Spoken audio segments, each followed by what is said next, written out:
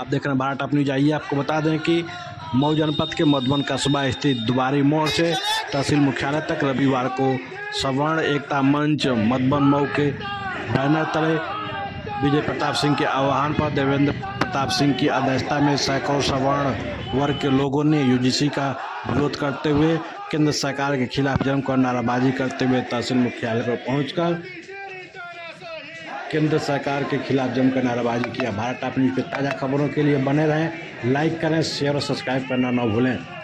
रहा है और करेगा। हम सब लोग चाहे हर जाति के लोग मिलजुल करके एक साथ रहते हैं, इसमें सबकी आवश्यकता है। लेकिन सरकार की मंशा के विपरीत है कि आप शांति से न रहें। आपको आपस में लड़ाने के लिए यूजीसी लाया गया, जिसका हम लोग विरोध कर रहे हैं। और मधुबन से लेकर एक पत्रकार साथी ने पूछा, मैंने कहा मधुबन से लेकर दिल्ली तक लड़ेंगे जब तक यह वापस नहीं हो जाता है। क्या ये लड़ाई सिर्फ यूजीसी को लेकर है कि अन्य मुद्दों पर भी लेकर है? कोई दूसरा मुद्दा क्या है? यूजीसी को लेकर है, यूजीसी वापस हो, यही मुद्दा है। तो लोग कह रहे हैं कि मामला कोर्ट में विचाराधीन है, उसमें मोदी का क्या गुरु है? कोर्ट में तो इसके कोर्ट पहले में विचाराधीन है, यह तो सही बात ठीक है, लेकिन वह मुद्दा जब सरकार लाई तो उस मुद्दे पर न्यायालय में गया। उस मुद्दे पर कोर्ट जो है माननीय सर्वोच्च न्यायालय जो है स्थगन आदेश ही कर दिया। याचिका विचाराधीन है, लेकिन सरकार की मनसा की बात है कि सरकार जो है शासन करने के लिए, सत्ता में बने रहने के लिए किस स्तर तक गिर सकती है। सामान्य वर्ग को यूनिवर्सिटी कैंपस में जो बच्चे पढ़ते हैं, आज़ादी के बाद से यूजीसी लागू था, एक लंबा अंतराल हो गया, और उसको संशोधित करके जिस रूप में यूजीसी को भारत सरकार 13 जनवरी को थोपी, वह सनातन धर्म के भी विपरीत है, हिंदुस्तान और हिंदुत्व के भी विपरीत है। इस देश में हिंदू, मुस्लिम, सिख, ईसाई का एक नारा था, और ये चारों संप्रदाय के लोग इस देश में रहते हैं, और भले चंगे ढंग से इस देश में रहते थे, कोई विभेद नहीं था। अपरोक्ष रूप में सरकार यह कह रही है, मोदी यह कह रहे हैं, अमित शाह यह कह रहे हैं, भारत की वर्तमान सरकार यह कह रही है कि आप शोषक हो और वो शोषित है। यह डिफरेंशिएशन क्यों? हमारे बाप दादा अगर उनका शोषण किए होंगे तो उसकी सजा हमारे वर्तमान पीढ़ी को दोगे। अगर तुम वर्तमान पीढ़ी को दे रहे हो, आपकी सोच यही है, तो हमारी 565,000 सीटें वापस कर दो, अरबों अरबों एकड़ जमीन जो हमारी थी वापस कर दो। यह नहीं करोगे।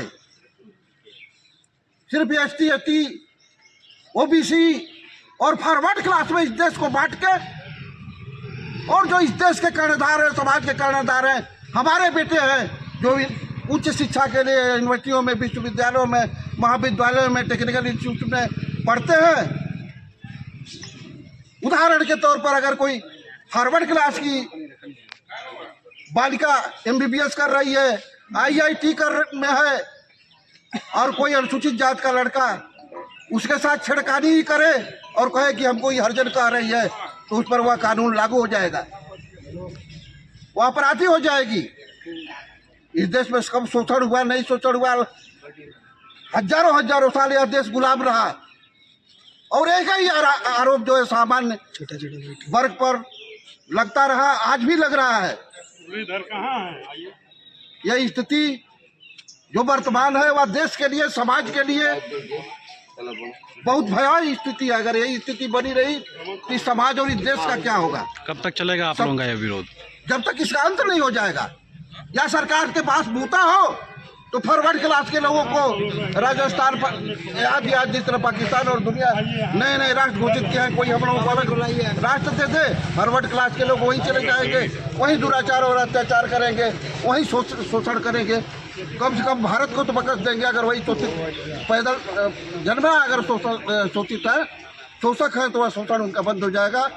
और यह आंदोलन हमारा तब तक चलेगा जब तक यह काला कानून जो है भारत सरकार वापस नहीं ले लेती है या इसमें आमूल-चूल परिवर्तन करके और जैसे था उसी किसी में ले देती है, तो हम लोग लगे रहेंगे।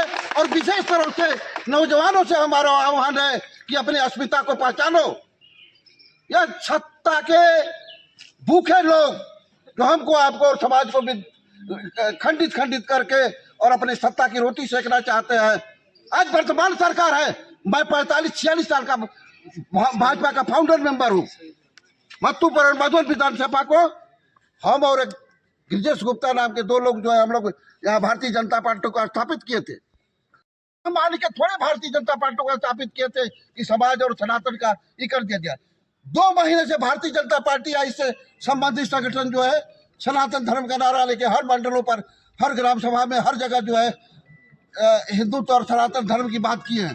क्या यही सनातन धर्म है?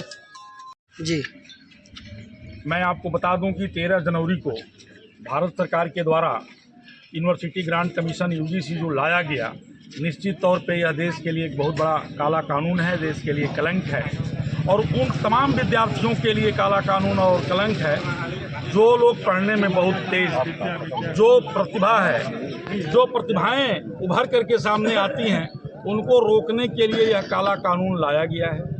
अगर यूनिवर्सिटी में पढ़ने वाला कोई भी विद्यार्थी सामान्य वर्ग का, सवर्ण बिरादरी का होगा और तेज होगा तो उसके ऊपर जो है यूजीसी कानून लागू करके उसे जेल में डाल दिया जाएगा।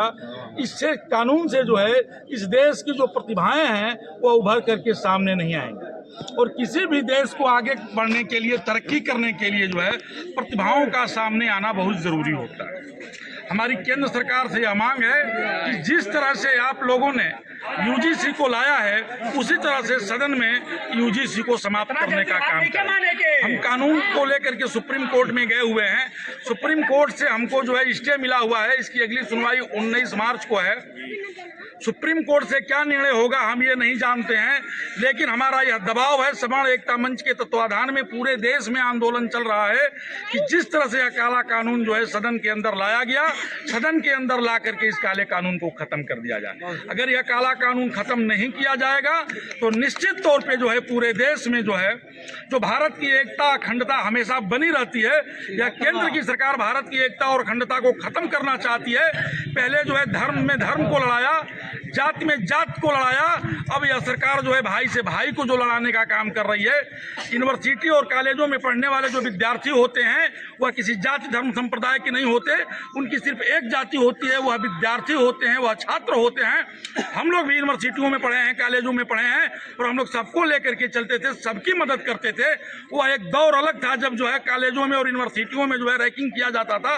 रैंकिंग के लिए कानून आया और रैंकिंग रोक दिया गया। आज यूजीसी की कोई जरूरत नहीं थी, सारे विद्यार्थी एक दूसरे का सहयोग करते हैं, लेकिन यह काला कानून ला करके विद्यार्थियों को बांटने का जो काम किया गया है, जो देश की एकता और अखंडता को तोड़ने का काम किया गया है, हम लोग इसका विरोध करते हैं। लोग कहते हैं ब्राह्मण क्षत्रिय बनिया की पार्टी है भाजपा, अगर यूजीसी लागू होती है तो आप क्या करते हैं? ब्राह्मण क्षत्रिय बनिया की पार्टी भाजपा नहीं है। हर दल के लोगों ने भाजपा को वोट किया है, एक दल से भाजपा नहीं जीती है और इससे हर जात के लोग पीड़ित हैं। कोई ऐसा नहीं है जो इससे पीड़ित न हो और हमारी एक ही मांग है। मैं भारत सरकार से आज भी कह रहा हूं कि आप यूजीसी से भी बड़ा कानून इस देश में ला दीजिए। सवर्णों के लिए एक अलग यूनिवर्सिटी, अलग कॉलेज और सवर्ण अध्यापक रख दीजिए। न हम उनके पास जाएंगे, न बवाल होगा, न हम यूजीसी के दायरे में आएंगे। सरकार चाहे तो इससे भी बड़ा कानून लाए, लेकिन हमारा यूनिवर्सिटी, हमारा कॉलेज, हमारे अध्यापक एकदम अलग कर दे। उसमें सिर्फ जो है सवर्ण समाज के लोगों का एडमिशन होगा, दूसरे समाज के लोगों का एडमिशन नहीं होगा। हम उनसे मिलेंगे नहीं, बवाल होगा नहीं, बस।